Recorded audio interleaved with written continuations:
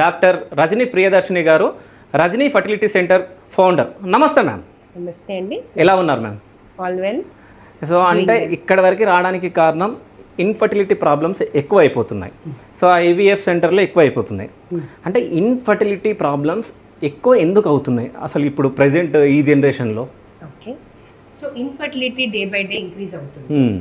ఇది వరల్డ్ వైడ్గా తీసుకున్నట్టయితే 10 to 15% ఉంది. మన ఇండియాలో తీసుకున్నట్టయితే 1 in 6 couple. Okay, so day by day increase అవుతుంది. దీనికి రీజన్స్ మన లైఫ్ స్టైల్ చేంజెస్ చెప్పొచ్చు, అండ్ దెన్ పొల్యూషన్స్, వాతావరణంలో వచ్చే మార్పులు ఒకటి, and sedentary life styles, food habits, adulterated food, and మన ప్లాస్టిక్ యూసేజ్, వీటి ద్వారా ఇన్ఫర్టిలిటీ చాలా పెరిగిపోతా ఉంది.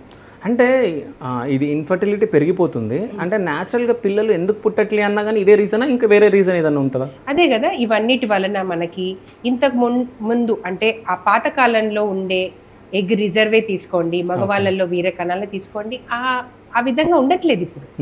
ఆడవాళ్ళల్లో ఏఎంహెచ్ అంటే ఎగ్ రిజర్వ్ తగ్గిపోతుంది, తర్వాత మగవాళ్ళల్లో వీర కణాల కౌంట్, మొటిలిటీ ఇవన్నీ కూడా తగ్గిపోవటం వల్ల మెయిన్గా రీజన్స్ ఇన్ఫర్టిలిటీ ఎక్కువగా అవుతుంది. ఓకే.